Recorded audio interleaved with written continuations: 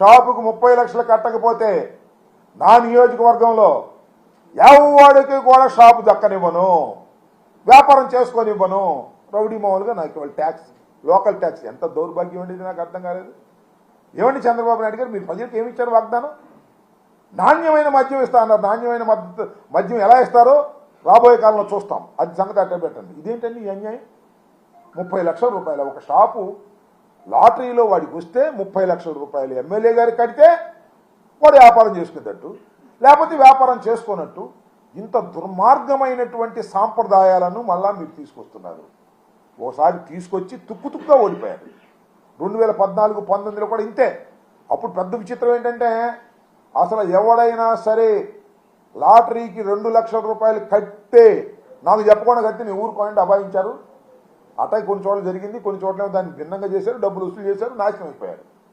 వ్యాపారస్తులు నాశనం అయ్యారు, వసూలు చేసినటువంటి ఎమ్మెల్యేలు కూడా నాశనం అయ్యారు ఓడిపోయి. ఇవాళ కూడా అదే పద్ధతిని వాళ్ళు ఇక్కడ తీసుకొస్తున్నారు. చాలా దురదృష్టకరమైనటువంటి పరిణామం. మొత్తం ఎంత విచిత్రం అంటే మొత్తం ఉన్న షాపులు ఎన్నాయంటే 3,396 షాపులు ఉన్నాయి. మొత్తం టోటల్గా నోటిఫై చేసినటువంటి షాపులు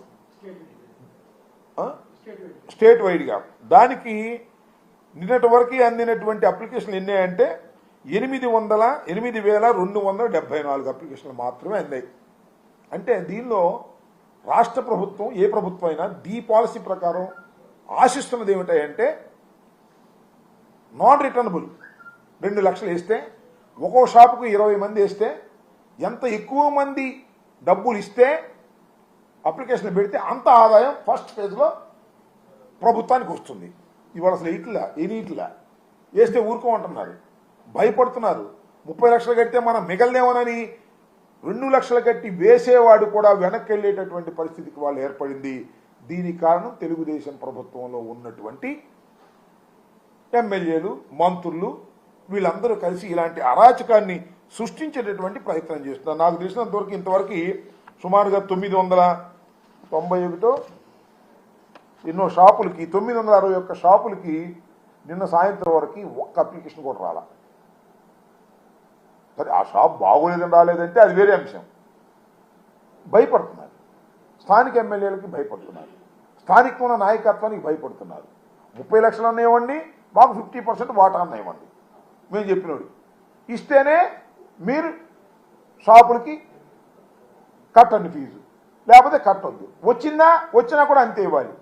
ఇలాంటి అడకట్టెరలో పెట్టి బ్రాందీ షాపుల వ్యాపారం చేసుకోవాలని ముందుకొస్తున్న వాళ్ళని హింసించేటటువంటి కార్యక్రమం చేసి ప్రభుత్వానికి నష్టం చేసేటటువంటి కార్యక్రమం చేస్తున్నారు. ఈ చంద్రబాబు నాయుడు గారు తెలుసో తెలియదా? 100% తెలుసు.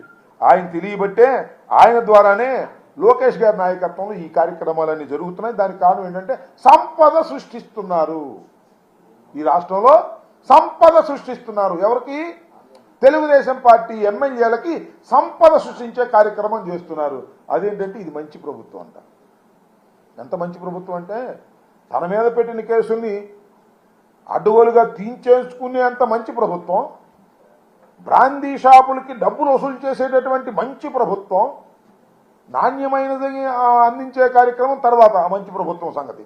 ఇలాంటి దుర్మార్గమైనటువంటి ఒక కొత్త రకమైనటువంటి సాంప్రదాయాలు తీసుకొచ్చేటటువంటి కార్యక్రమం చేస్తున్నారు. చాలా చోట్ల ఇంతవరకు మద్యం సిండికేట్లుగా ఏర్పడి ప్రభుత్వ ఆదాయాన్ని గండికొట్టడమే కాకుండా తెలుగుదేశం నాయకులకి, ఎమ్మెల్యేలకి, మంత్రులకి లంచాలు ఇచ్చే కార్యక్రమానికి ఇవాళ తెరదీపారు.